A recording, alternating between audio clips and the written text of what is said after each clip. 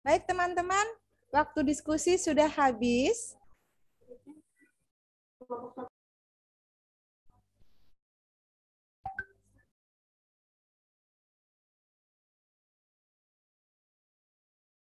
Silakan kepada Bunda Sisil.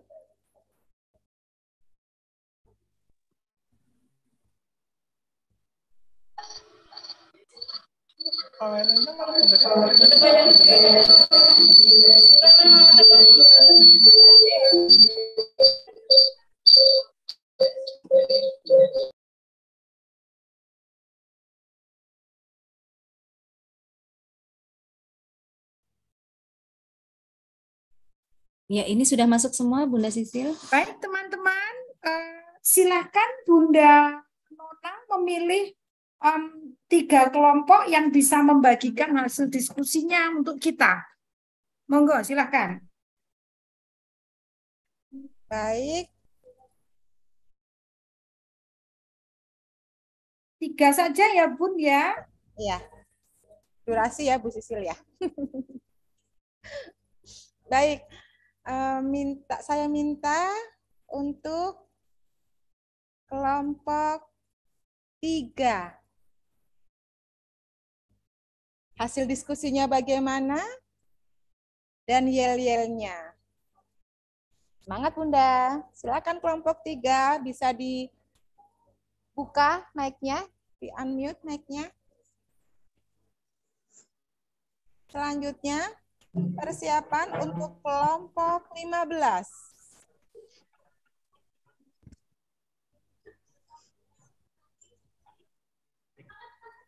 Kelompok ketiga, kelompok 37. Silakan.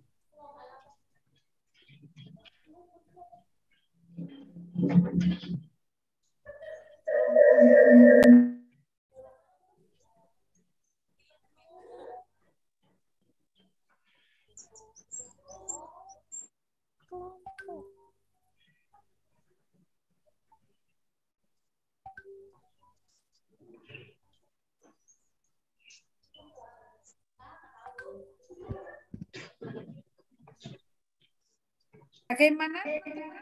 Baik, silakan. Untuk, maaf, ternyata ada kendala teknis di otak saya. Ini Bunda Sisil, saya salah buka ini. Sepertinya memori jangka pendek saya sedang terganggu.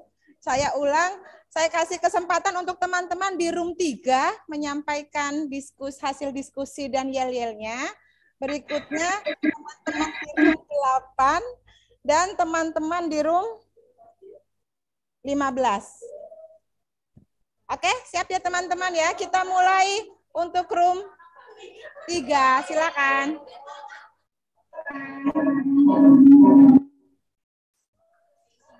Ya, Assalamualaikum warahmatullahi wabarakatuh.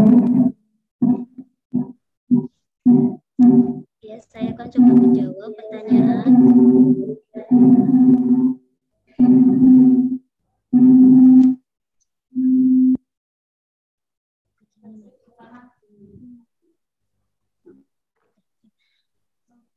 Sebagai masa terpenting dan tidak akan terulang lagi, upaya konkret apa yang dapat dilakukan satuan dan lingkungan untuk mendukung pada anak didik usia dini. Yang pertama, memberikan stimulasi, yaitu dengan cara memberi contoh perilaku yang baik karena anak cenderung meniru. Yang kedua, stimulasi dilakukan dengan cara mengajak anak bermain, bernyanyi, dan kegiatan yang menyenangkan. Yang ketiga, memberikan stimulasi sesuai umur atau usia. Yang keempat, stimulasi dilakukan dengan cara yang benar, secara bertahap, dan berkelanjutan sesuai umur. Ibu belum. Ya, untuk yel-yelnya, lagu di sini senang, di sana senang.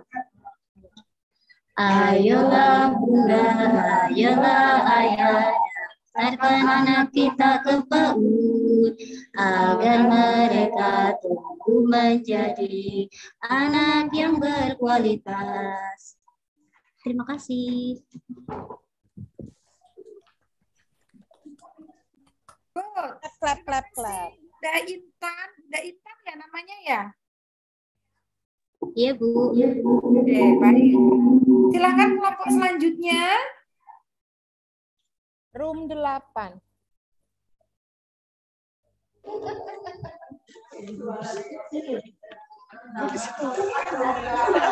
Sangar ini, Bu.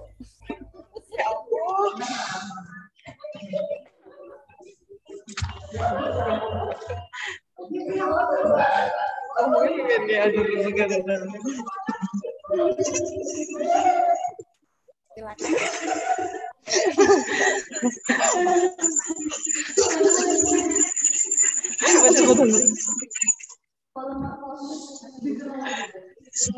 Selamat siang, Bu Sisilia.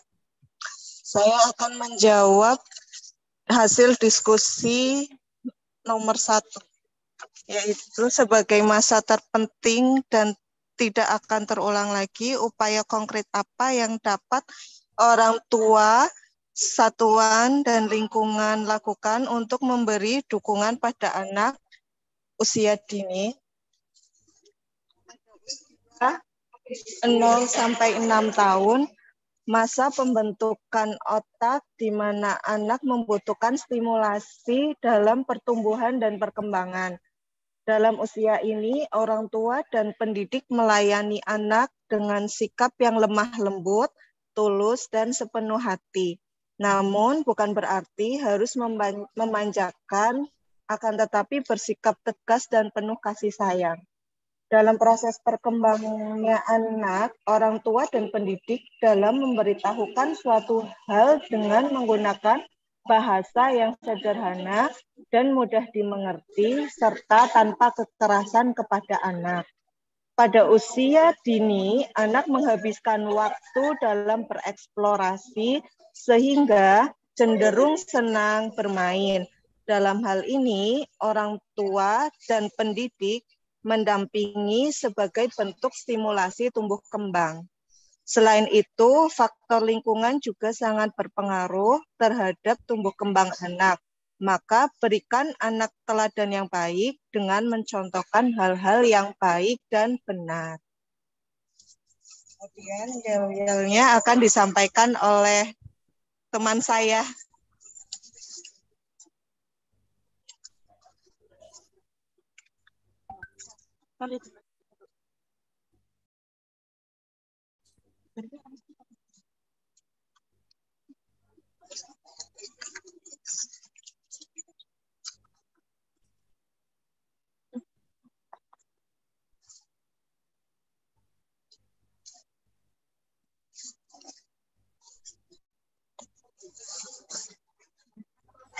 Itu penting untuk anak karena usia PAUD masa yang paling peka, masa paling efektif untuk membangun otak, fondasi pembentukan karakter anak-anak.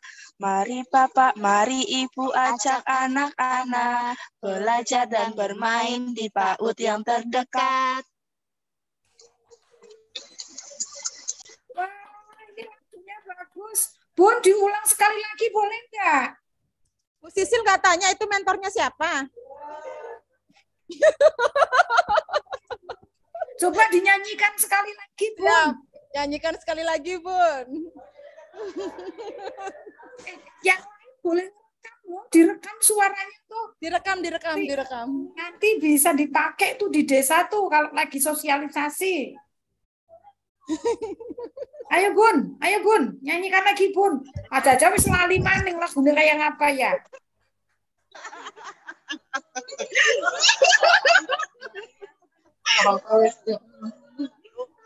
1, 2, 3.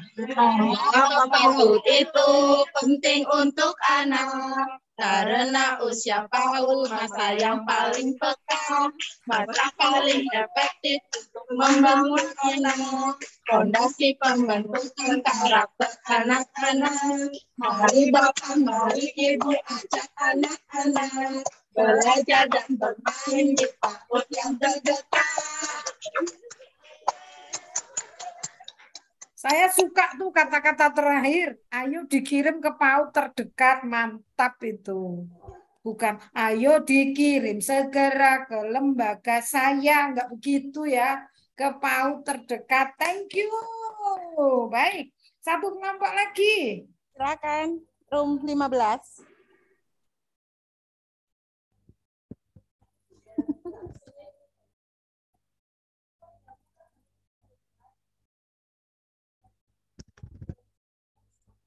Ini berapa ini? Oh, ada grup yang kelompok 19 pengen nyanyi, Bun. Nanti dikasih nyanyi enggak mogok nanti. Iya, dikasih kesempatan dia nanti ngambek ya, Bu. Bahaya nek ngambek. Kayaknya sayang sama saya itu, Bu, makanya. Monggo silakan kelompok selanjutnya tadi yang sudah ditunjuk berapa ya? 15, Ibu.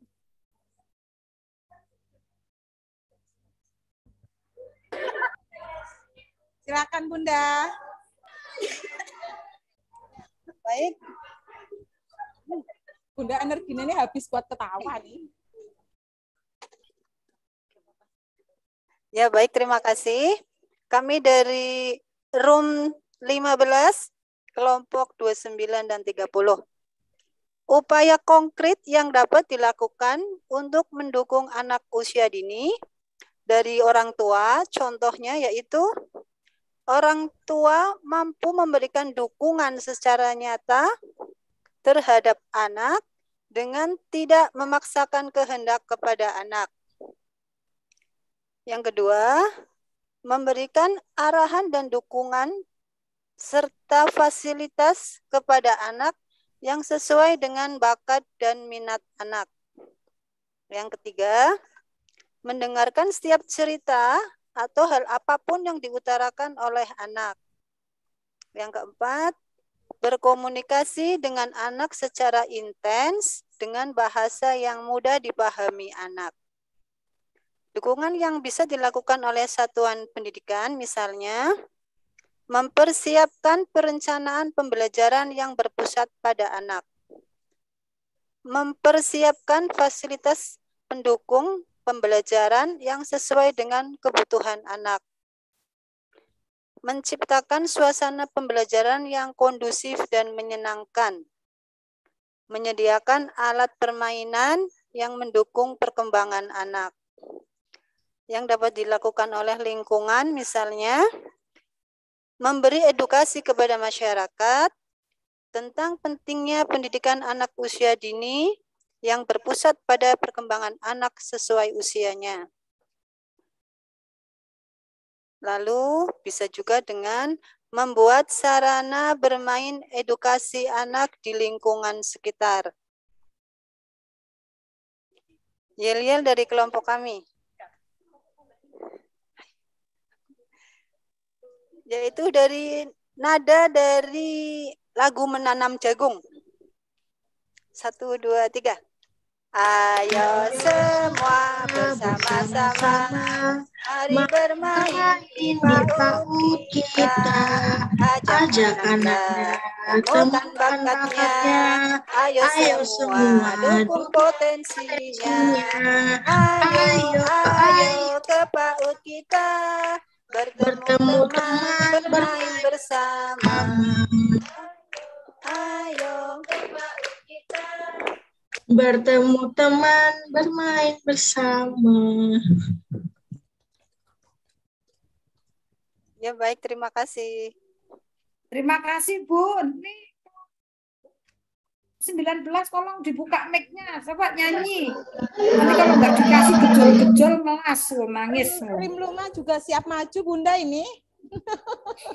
Masih ada diskusi lain, nanti tinggal kelompok yang lain gantian. Bahkan besok sampai hari depan dibagi. Jadi tolong mentor perhatikan ya, yang sudah maju nanti hari ini besok jangan maju lagi.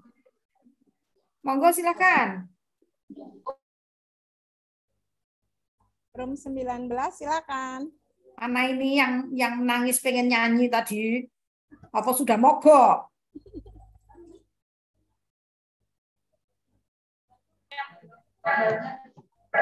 Satu, dua, tiga. Di sini PAUD, di sana PAUD.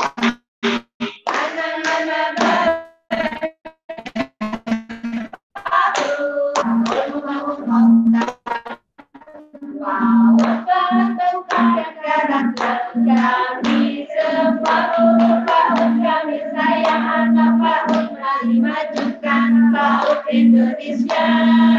Kami semua PAUD, kami sayang anak PAUD, mari majukan PAUD Indonesia.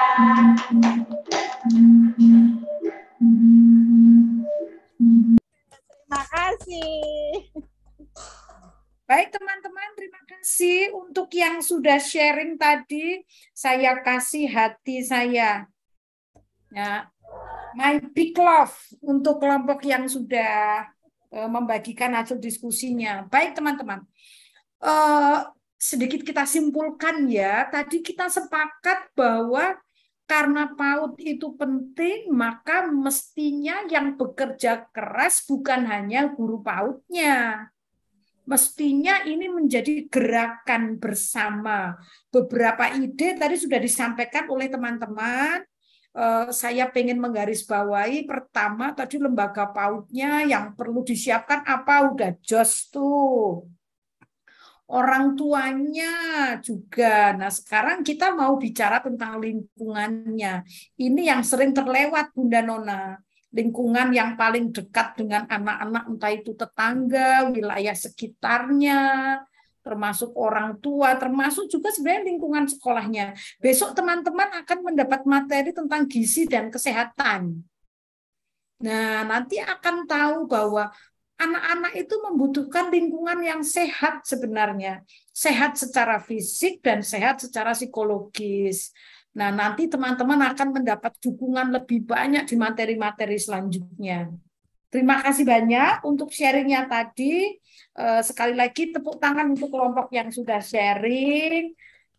Lagu-lagunya menarik semua, ya, menarik semua. Dan itu luar biasa. Kalau bisa cepat rekaman itu, ya, dibikin TikTok, apa dibikin apa? Dimuat di Instagram, disebarluaskan selama ini kan mumpung masih tahun ajaran baru tuh, biar orang semakin tahu bahwa apa namanya PAUD itu penting, ya, semakin banyak orang yang mendengar. Tuh Bun, segera membuat TikTok untuk kelompok berapa tadi? Ayo segera daftar ke PAUD terdekat. Loh, kok lagunya dicampur-campur. Jadi itu tadi bisa apa membantu mensosialisasikan ada PAUD apa saja. Baik teman-teman, saya akan melanjutkan paparan saya. Tadi kita sudah diskusi dan sekarang kita akan masuk pada prinsip pembelajaran di PAUD. Nah, ini kalau bicara judul subjudulnya tentang prinsip, ya yang prinsip-prinsip nggak boleh ditinggal kan Bunda Nona ya. Yang prinsip itu pakai jilbab, bukan aksesorisnya. Boleh nggak pakai aksesoris? Boleh banget. Tapi jangan lupa udah beli aksesorisnya, jilbabnya belum beli. Nanti aksesorisnya dipasang di mana? Karena jilbab itu prinsip. Nah, maka kalau kita bicara tentang 10 prinsip pembelajaran di PAUD, yang 10 ini kalau mau pembelajarannya bagus, ya mesti dipahami, kemudian kita telaah, kita coba refleksikan lagi nanti apa yang masih menjadi tantangan. Jadi yang pertama, prinsip yang pertama, pembelajaran itu dilakukan melalui kegiatan bermain. Nah, kalau kita bicara tentang kurikulum merdeka, esensi bermain itu nampaknya menjadi perwujudan dari kurikulum Merdeka di PAUD. Kalau nanya kurikulum Merdeka di PAUD itu enggak ada. Yang ada itu ya bentuknya merdeka belajar, merdeka bermain. Bermain adalah belajar. Sapa wae sing wis kaya kiye mesti PAUD wis merdeka. RPP-ne ya wis merdeka kayak gue. Jadi yang sudah mengelola kegiatan dengan bermain maka dipastikan itu sudah menggambarkan sebuah program yang memerdekakan anak-anak. Kenapa? Karena memang anak usia dini itu belajarnya melalui bermain. Ini prinsip pertama. Ya.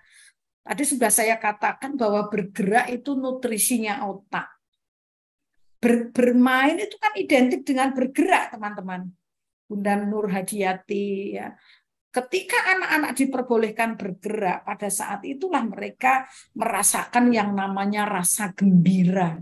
Nah, besok akan dibahas lebih detail di materi cara belajar anak usia dini. Tapi kalau saya boleh mengajak teman-teman untuk mengingat kembali pesan penting dari Ki Hajar Dewantara, beliau mengatakan kalau ada anak yang nggak senang bermain pasti lagi sakit tuh. Entah sakit badannya atau sakit jiwanya. Entah gurunya galak, orang tuanya galak, sehingga jiwanya sakit, dipenuhi rasa takut, dipenuhi rasa tegang. Jadi bermain itu adalah satu prinsip yang harus kita pegang. Nah, besok di materi bermain, di materi cara belajar anak usia dini akan dibedah secara detail. Yang kedua, bermainnya tidak sembarang bermain. Ya, bermain itu tidak sembarang bermain supaya tidak ada orang yang mengatakan kalau bermain terus belajarnya kapan, Bun? Menulisnya kapan? Oh, apalagi menulis huruf, menulis kata gitu ya. Jadi kalau anak-anak bermain itu harus benar-benar melihat anak itu usianya berapa, tahap perkembangannya selaras enggak dengan usianya. Kemudian kalau anak usia pada usia tertentu itu kegiatan yang lebih tepat itu yang seperti apa, walaupun sama-sama pakai luspad misalnya. Sehingga mereka benar-benar bermainnya itu bermakna, nggak hanya sekedar bersenang-senang. Itu. Jadi mesti ngelihat. Nah, besok pagi teman-teman akan melihat ini lebih detail. Nah, kalau saya bilang, Bunda Nona, ilmu perkembangan itu adalah Alkitabnya guru PAUD. Jadi mau apapun judul kurikulumnya, kalau udah khatam ilmu perkembangan anak, guru itu nggak akan galau. Nggak akan galau. Kalau nggak percaya, buktikan besok pagi. Begitu kita ngerti tentang perkembangan anak, maka kegiatan yang kita berikan itu walaupun bermain, tetapi pas sesuai kebutuhan belajarnya. Jadi nggak sembarang ya. Nah, ini nih yang terpenting lagi. Kalau mau dibilang pusatnya itu pada anak-anak, ini di kurikulum Merdeka itu terasa sekali teman-teman. Terasa sekali gitu bahwa ketika pembelajaran itu berlangsung dan dilakukan berdasarkan minat anak atau anak menjadi pusat, maka besok teman-teman juga akan belajar tentang menyusun rencana pembelajaran. RPP itu bisa digoyang-goyang, Bunda Nona. Enggak yang sudah ditulis apa harus dilakukan ke sana. Itu saya pernah ngalami banget di sekolah. Ya. Kenapa? Ternyata ketertarikan anak itu bisa berbelok. Ya. Diajak bertemu dengan Bapak Beca, ya, diajak bertemu dengan Bapak Beca, sudah disiapkan segitu seriusnya, segitu matengnya, udah bawa souvenir untuk Bapak Becak, Bunda Lina, Bunda Ana, ya, Bunda Siti, udah bawa souvenir untuk Pak Becak karena mau bicara tentang profesinya Bapak Becak. Tiba-tiba anak berbelok, Bunda Niken, yang ditanyain malah apa itu namanya? Pos ronda yang ada di dekat mangkalnya Bapak-bapak Becak. Jadi Bu Catur, tiba-tiba anak-anak tanya ke Pak Becaknya, ini tempat tidurnya Bapak. Saya sedang membahas yang ketiga, Bunda Tareni, ya. Saya sedang membahas yang ketiga. Tapi saya itu kalau pakai paparan nggak bisa lihat wajah teman-teman. Jadi saya keluar dulu dari PowerPoint. Saya bisa lihat Bunda Amaliana, bisa lihat Bunda yang ada di Nobar nih, gitu. Ini masih yang ketiga belum. Ini ada yang Bunda Tareni nih. Oh, kok prinsip yang ketiga cepet banget, Bu. Ntar diulang lagi dah. Ternyata ada mak-mak yang senengnya mainnya lama ya ini ya. Nanti diulang lagi dah, jangan khawatir gitu ya.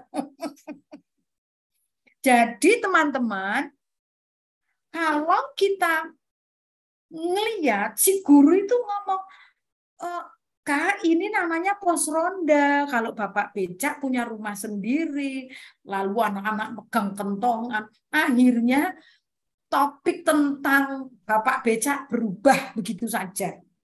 Gara-gara apa? Anak-anak lebih tertarik ngomongin pos ronda. Sampai ada anak tuh ngomong sama gurunya, Bu Guru, kalau papaku ikut ronda apa enggak? Lalu gurunya ngomong apa? Nah, nanti pulang ke rumah boleh ditanya sama papa, ikut ronda apa enggak, Bunda Catur. Jadi Pak Becak udah geser tuh, udah nggak kepake lagi, coba bayangin. Tapi gurunya santai saja. Kenapa? Nah, ini dia. Karena kita punya kesadaran bahwa ketika pembelajaran itu berpusat pada anak, guru itu hadir sebagai fasilitator. Mungkin kegiatannya berjalan sesuai minat anak, tetapi guru fokus pada kompetensi apa yang akan dibangun. Nah, besok akan ada materi tentang ini. Oh, yang ini maksudnya. Yang ini besok, Bun. Besok pagi ada materi perkembangan, Bunda. Ini nanti tak kasih. I give you my heart. Bunda siapa tadi? Tolong ya, Bunda Nona. Nanti dikasih hati tuh. Ada kasih satu hati untuk beliau. Jadi besok akan belajar lebih detail lagi tentang kenapa perkembangan anak itu menjadi penting ketika kita mendesain kurikulum. Jadi saya nggak mau ngomong banyak-banyak. Nanti narasumber selanjutnya kan akan dapat kesempatan untuk lebih banyak. Hari ini saya hanya mengantar. Mengantar itu ya sampai di pintu depan. Kalau sampai masuk dapur, masuk kamar, nanti yang diantar nggak ngapa-ngapain gitu ya. Jadi ini yang kedua, kemudian harusnya ini yang ketiga, Bun. Oh, salah ngetik ya, mosok bar loro jadi telu jadi papat gitu. Nah, kapan fasilitator itu bekerja? Nih, Bun. Ya. Kalau kita ngelihat ini, sebenarnya posisi guru sebagai fasilitator itu ada di sini. Aku tuh nggak tahu nanti ini dibahasnya di materi apa ya. Gitu. Tapi yang mau saya katakan, ketika guru menjadi fasilitator, sebenarnya disinilah peran dia yang banyak. Nih di sini. Dari apa yang anak-anak sudah tahu, kita mengantar anak-anak untuk sampai ke sini. Maka teman-teman, kalau anak-anak punya minat, ya karena pembelajaran kita itu berpusat pada anak, nih tugas guru itu sebenarnya memastikan bahwa anak-anak belajar. Belajar apa? Belajar itu seperti apa? Belajar itu adalah ketika anak-anak menemukan hal-hal baru, menguatkan pengetahuan yang lama, kemudian menemukan pengetahuan yang baru. Maka guru punya tanggung jawab, punya peran sebagai fasilitator. Seperti misalnya, anak-anak itu ternyata belum tahu bahwa Pak Becak itu tinggalnya tidak di pos ronda. Lalu gurunya, Saya ingat gurunya mengatakan begini, coba tanyakan kepada bapak-bapak di sana, bapak becak yang nakal itu, apakah mereka juga punya rumah gitu. Jadi tugas kita itu mengajak anak untuk sampai pada hal baru. Nah, ini nanti di materi cara anak usia dini belajar. Nanti ini akan muncul lagi, Bunda Nur Afiah. Ya, nanti ini akan dibedah lagi. Bagaimana memastikan anak-anak sampai pada proses belajar. Jadi nanti nggak berlaku guru yang cuma bisa ngomong jempol, hebat, yes. Itu mesti belajar hal yang baru lagi. Nah, misalnya seperti ini teman-teman. Ya, kita bisa lihat dari sini. Bagaimana mengelola kegiatan yang membantu anak-anak untuk menemukan hal baru, karena kegiatan itu mesti berpusat pada anak, tetapi guru hadir sebagai fasilitator. Nah, gurunya tanya nih Bunda Parera, Bunda Nona, ruangan ini cukup untuk berapa orang? Sengaja nggak saya kasih suara, biar saya yang ngomong, gitu ya.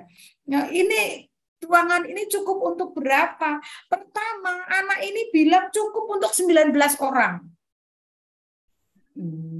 19. Apa yang terjadi kalau di rumah itu ada 16 orang, kata gurunya.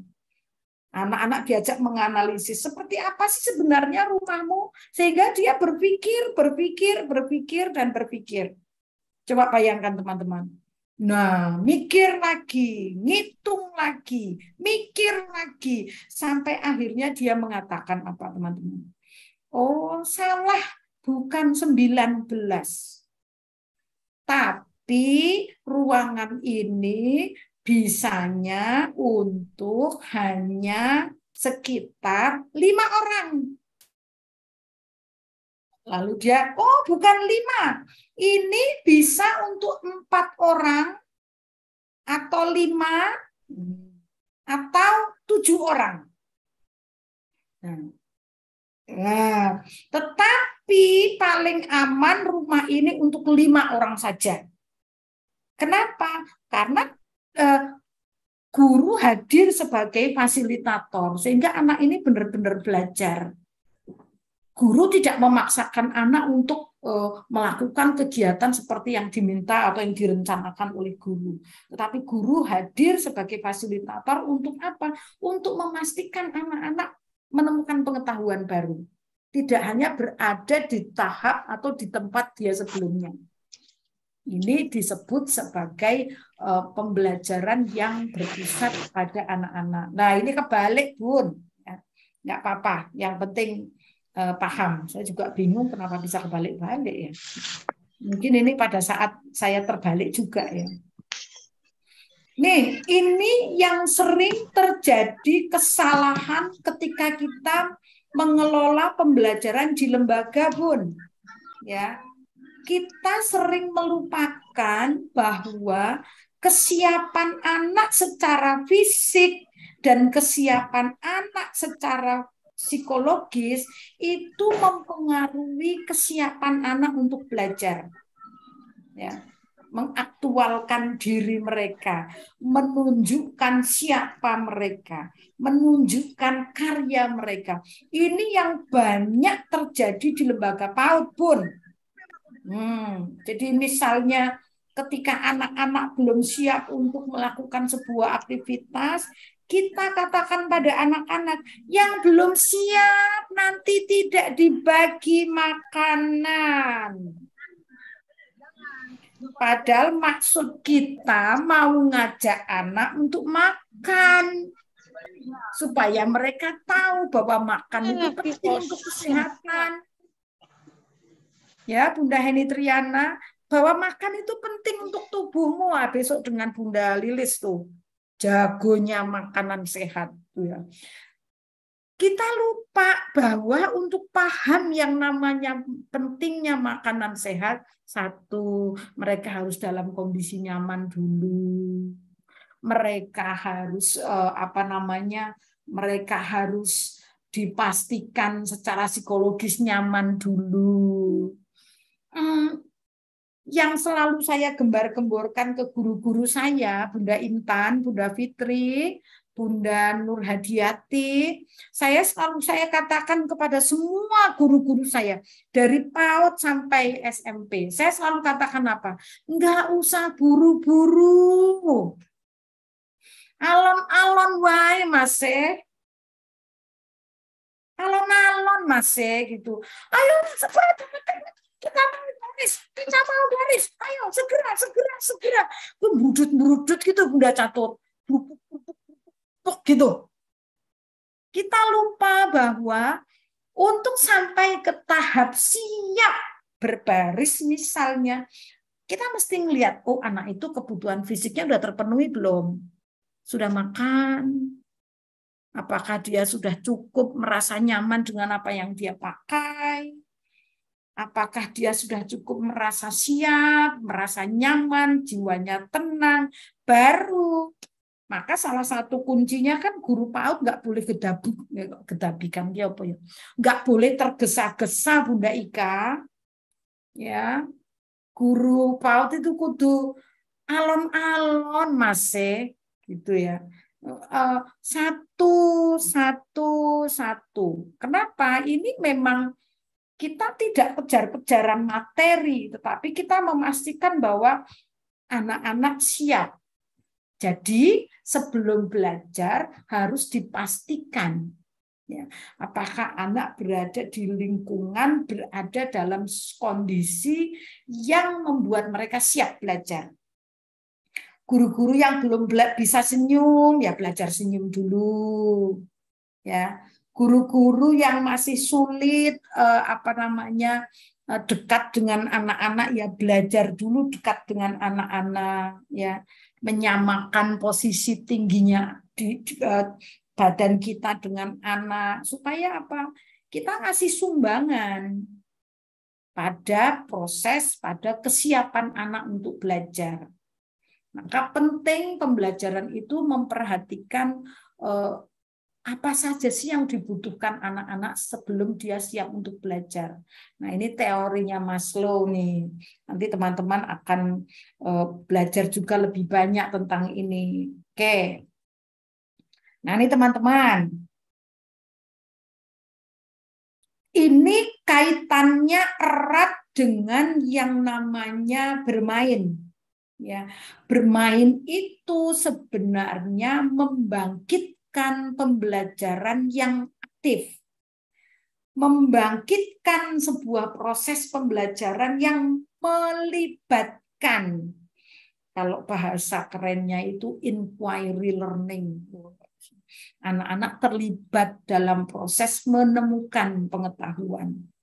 Ini cirinya apa, teman-teman? Kalau saya ngomong ke beberapa guru dalam beberapa perjumpaan saya dengan guru, bu guru ki nek ngomong aja kesuwen, ya, nek ngomong aja kesuwen, muridnya bosen, ya, Bunda Vivi, Bunda Siti, Bunda Susanti, di mana wajahmu, Bunda Nur Afia, ya. Jadi bu guru ki nek ngomong aja keburu-buru lah. Siji-siji bae nek ngomong gitu. Yang kedua, Bunda Devi, thank you, alon-alon Mas ya gitu. Kenapa? Karena ketika anak-anak itu lebih banyak diaktifkan, justru pada saat itulah mereka sebenarnya sedang belajar. Jadi guru-guru yang masih senang menguasai medan pertempuran di kelas, ya, halo?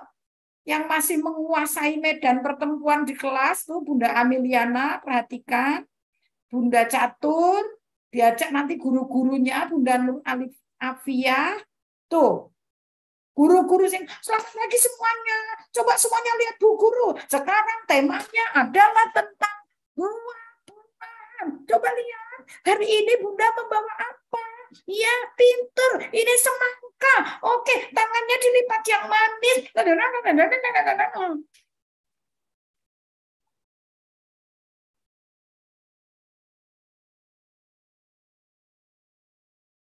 Apa yang dipikirkan oleh anak-anak? Kienyong jingkrak-jingkrake kapan lah? Kienyong nyekel semangkane kapan lah Bu Guru ngomong baik kawit mau lah. Ayo, yang mau nyicip semangka tangannya dilipat. Padahal ya Allah, cuma nyicip semangkanya cuma gimana? Manis kan? Ya Allah, sauplit. Ya. Siapa yang itu mencicip garam? Tangan dilipat yang manis. Baru lihat temannya duduk. Nanti nggak dapat giliran loh. Jadi selalu saja you dengerin gue ya, gitu ya. Kamu dengerin aku. Kalau nggak dengerin aku, nggak dapat jatah. Maka proses belajar itu tidak pernah terjadi. Sehingga untuk sampai ke prinsip ini, teman-teman, dicek lagi deh di sekolah ya. Yang berisik itu yang lebih banyak berisik muridnya apa gurunya.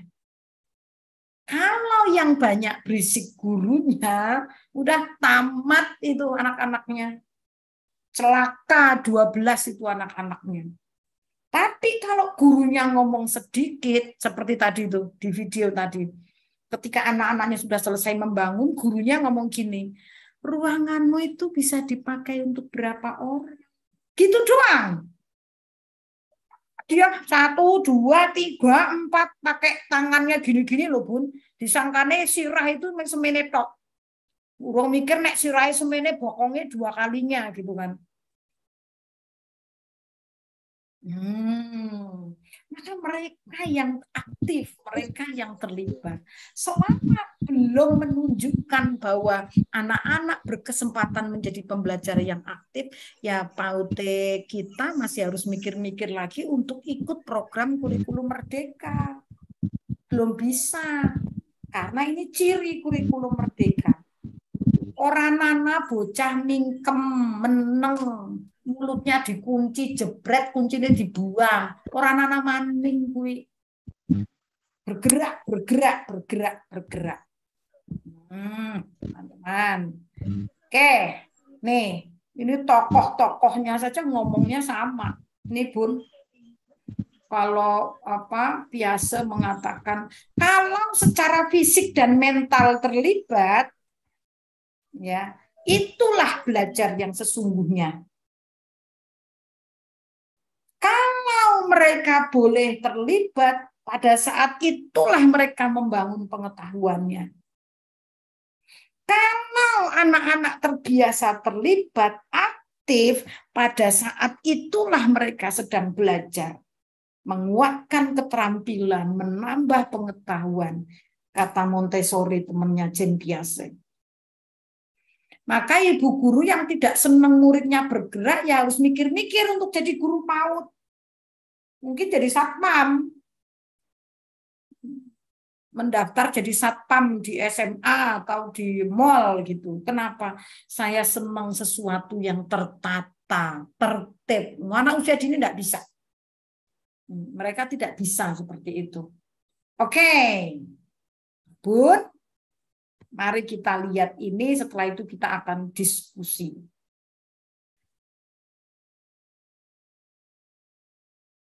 Bentar.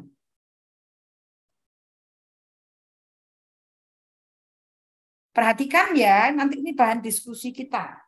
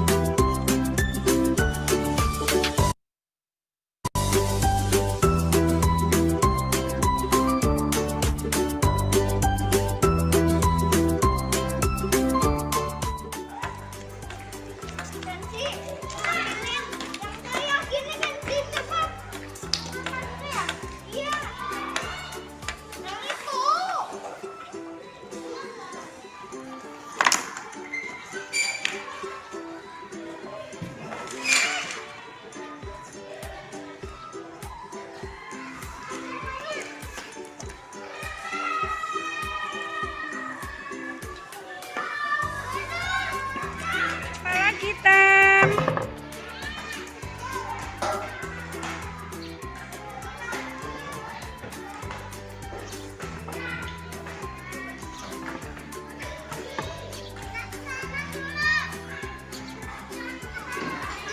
Boleh tahukah Bu Tari untuk apa itu pipanya?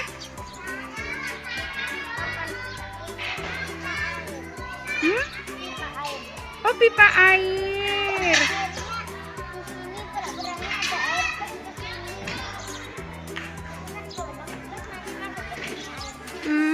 Ini apa toh ini toh?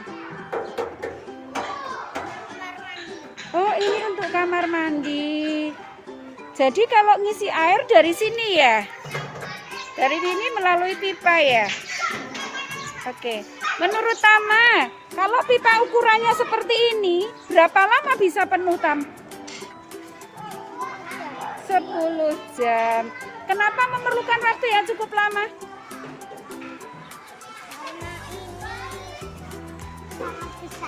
Oh, ya. Jadi, supaya kita mendapatkan air lebih cepat, menurut Tama apa yang harus kita lakukan? Oh, pipanya harus besar ya. Selain menggunakan pipa, apakah ada alat yang lain lagi? Oh, ini menggunakan air mancur. Apa sih?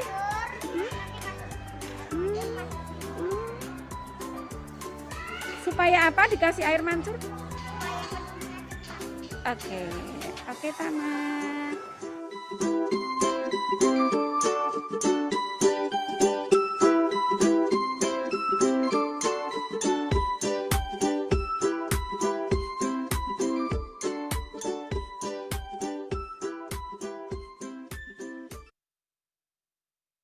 Oke, teman-teman sudah menyimak ya. Nah, teman-teman, nanti teman-teman akan dikirimi videonya di grup oleh panitia. Silahkan kembali ke breakout room. Ini pertanyaannya dicermati dulu, ya.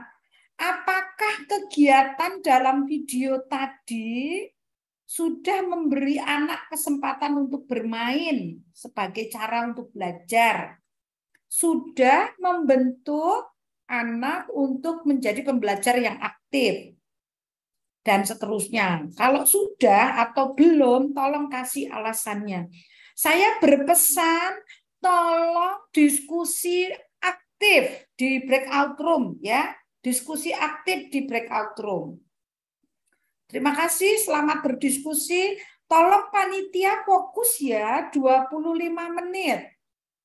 Kalau sudah 25 menit, tolong ditarik lagi ke